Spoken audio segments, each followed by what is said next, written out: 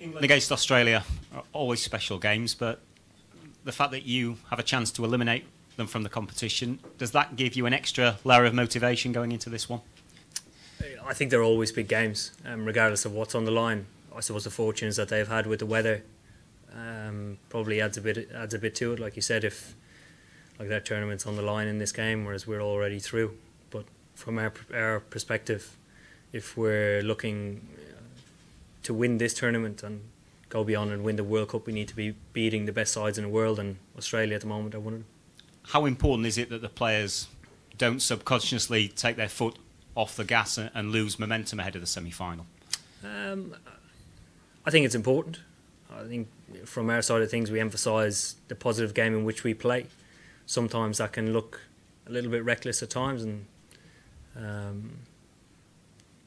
I suppose it can put us in some sticky situations, but we're in a position where we have nothing to lose. We're pretty confident at the moment, and I think the game that we've got, if we produce somewhere near our best, we'll certainly contend. You've been fully supportive of Jason Roy over the last few weeks and the continuity in the team, but is he someone that you've had to put your arm around, and have you given him any advice in this current sticky spell? I think advice always floats around when you're going through a bad stage. It's whether it actually registers or not. You know, Jason speaks to everybody. He understands that everybody goes through bad patches. The thing that we emphasise is that we believe a score is around the corner. And let's hope it's tomorrow, yeah.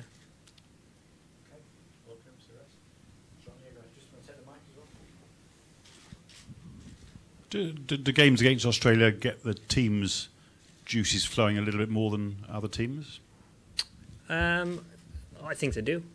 I think anybody that's been there and played against them before, when you win against Australia, you know you're beating one of the better sides in the world. And like was mentioned earlier, there's always something more on it. I've been in a position where I haven't played in Ashes cricket, and certainly there are other guys like that in the change room. So from that side of things, if you never get to play in an Ashes game, it's as close as you will ever get to beating an Australia team. I mean, it'd be ridiculous to think, would it, that tomorrow's game, if you win, would have any sort of early sort of psychological advantage or boost before the Ashes? No. That'd be none whatsoever. Leave that up to Joe. Mel? Leave that up to Joe. Joe, yeah. He's the captain. And the best player. No. Obviously there's been a lot of talk at the Australian camp. Dave Warner suggesting that Cricket Australia is almost trying to derail their campaign and not be supportive with this big MOU dispute. They could be unemployed in a couple of weeks' time if they don't get a deal. Do you have any sympathy or empathy for the players? We'll have whip round. I don't think Dave will be short. I don't think it is a distraction. Obviously, guys are talking about it a lot during this tournament, but it's been ongoing for a very long time now. It is a difficult position for players to be in, but as a player, you'd rather things were sorted out.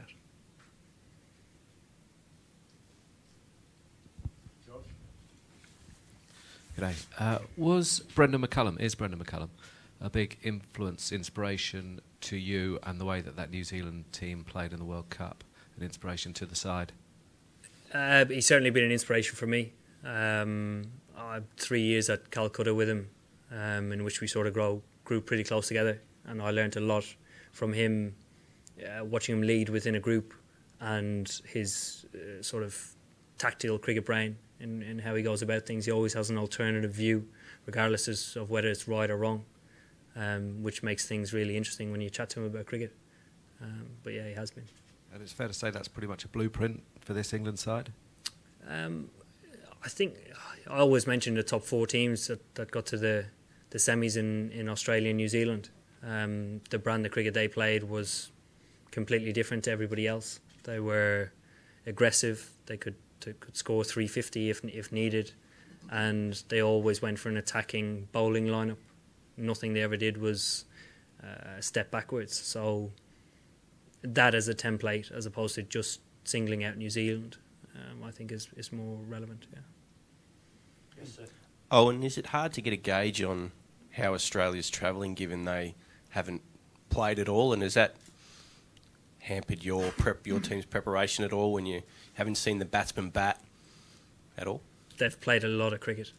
They don't have any guys who have played like single-figure games, and we just assume they're in good form. You don't take them lightly. Paul Farber's was very complimentary about your captaincy and your importance to the side. Have you ever felt more in control as a captain than you do at the moment? That's a difficult question because I don't think you're ever in total control, and I don't think you should ever assume that you are. There are always things that arise that need to be either dealt with or future plans that need to be put in place. So I can't say I'm ever in complete control, but certainly I think at the moment people take my views a bit with a bit more of a backing as opposed to maybe when I first started with no games under my belt. Yeah. Do you get a sense of why that is, or is it just sort of winning games? I think it's building trust. I say things in maybe selection meetings or meetings that we have as a team, and they might be a bit far-fetched, but when we back them up as a side, they're not. And I think that builds trust within a group. So if you can demonstrate what you're trying to say and achieve, and you go and achieve that, I think it goes a long way within a side. What's the most far-fetched idea you've come up with recently? Recently? I don't know. That would probably be telling. I'm not throwing myself out there to you lads. Ladies as well, sorry. But yeah, there's a few things.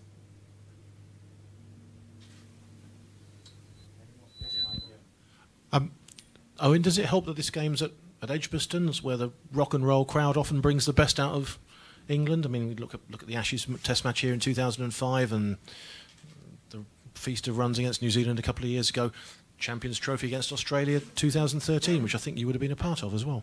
Yeah, I think it'll be a completely different game tomorrow, but yeah, this is a really good ground for us. It's a fantastic stadium. We love coming here. It's normally a beautiful wicket and a high-scoring ground, and that suits us.